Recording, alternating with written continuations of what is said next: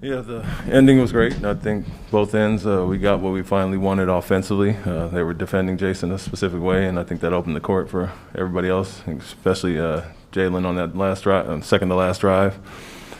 So took advantage of that, especially with the poor start in the fourth quarter, 15-2 run by them. We figured out and battled back and got our offense going and guarded well when we needed to on that last possession. But defensively and taking it on transition, not calling timeout, I tell the guys all the time, if we have an advantageous position we're in, I won't call a timeout. If I don't like what I see, I'll call it then. But as you know, teams will get matched up and get the lineups they want in the game. Jalen had Dragic on him, and I love what he did. Drew three people, kicked it to Marcus. He drove past two, and we got a wide open shot. So we talk about that all the time. If I don't like what I see, I can still call the timeout and draw something up with a few seconds left.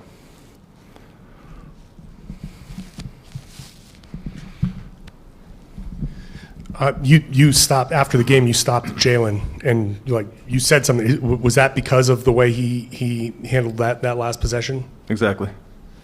And a lot of the conversation coming into this series was about fourth quarter execution.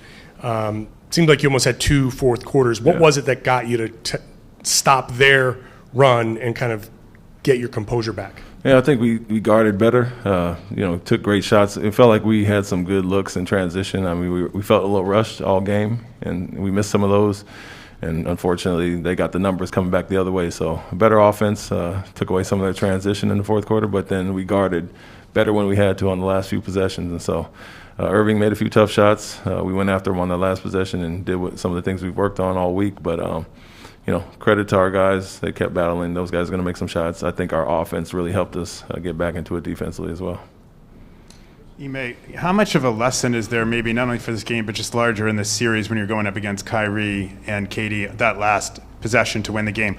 All five guys touched the ball to get that layup. For us, yeah, I mean, as we know, they have two elite scorers. He made some tough shots. We made some mistakes that allowed them to get some of those shots, and so we got to clean that up. Obviously, we guarded Durant extremely well at 9 for 24. They're still going to get their numbers. They're going to get their shots, and they got a bunch of free throws. But for us, I think that's kind of a microcosm of our season. Guys moving the ball, playing unselfish. Jalen could have forced a shot on Dragic. He saw three guys on him, kicked it to Marcus. He could have forced a shot over two guys flying at him. He pump faked it, could have took the pull up and saw Jason cutting. So that's where we've really improved at and kind of came all together on the last possession. For years, Marcus was always the guy that was willing to take that shot, and at the end, he decides to pass up on it and really push it till the very end to make the pass. I guess, what does that say about just the way he has evolved as a point guard and offensive leader this year? Yeah, it shows growth, especially for a guy who made some big threes in the third quarter. He saw the guys flying at him. He still could have took the pull up, which wouldn't have been a terrible shot. But he's a point guard for a reason. He sees Jason cutting and makes the play, and so I think we've gotten away from the your turn, my turn for the most part, and we enjoy seeing each other succeed and get those assist numbers up. And I'm not sure what we had tonight, but overall, that's who we've become over the last 3 months, and I think that's why we've really improved offensively. Ime, how big was Al today? Al is Al, and he does it all the time. I mean, some of the things don't always show up on the stat sheet, but playing 41.5 minutes, we know we have a 3-day break coming up, so we can catch up on the rest and get the legs fresh again. But where he does everything we're asking for, from guarding the bigs, playing in the touch coverage to switching and guarding some of these guys. Had some great contests on Durant late. And then we knew we had an advantage on the glass, especially when they go with their small lineups and they're switching. We can take advantage of that. So we really encouraged him and Tice to go after the offensive boards, and Al was huge. The third to last basket, he got to put back there. So he had a great night, obviously. Just about Marcus, Coach, just the way he's evolved as a point guard compared to what you've seen in training camp to now, what are sort of the things that are eye-opening for you? I mean, I think he's always been an unselfish guy that can initiate the offense, and he's wanted the ball in his hands. I think his recognition and our recognition of how to use him with our other guys that score the basketball has improved throughout the year. We put him in better positions than we had him in earlier in the season, but he's learning to play off Jason and Jalen and also learning how to distribute and find these guys. And so, like I said, he can be a guy that plays off the ball, and if they're going to disrespect him, he's going to take those shots, those wide open ones that he made. But at the same time, he understands who the guys are, who the scorers are, and I think he's embraced that role and kind of thrived in it, besides defensively what he brings every night. A lot of whistles in this game. You guys have been pretty good defending without fouling, and I am not trying to get you in trouble. How challenging was it to manage the foul trouble across the board? I don't know about challenging with the foul trouble. It was just adjusting to how they were calling it. They called a lot of touches early in the game, and on both teams it was even 9-9 in the first half, and I think one team had one more at halftime. And so, both teams were complaining about the close calls, and then they let it go late, and we were still complaining about the no calls. And so it was a little bit of both ways, but I told our guys, especially in the foul trouble and the early bonuses, we got to play better, obviously, and adjust to how the refs are calling it, and they're calling it tight early. And we did a better job, more so in the second half, just fouled shooters too many times, though. You talked about the guys were rushed out there. They looked like they were playing fast for a while.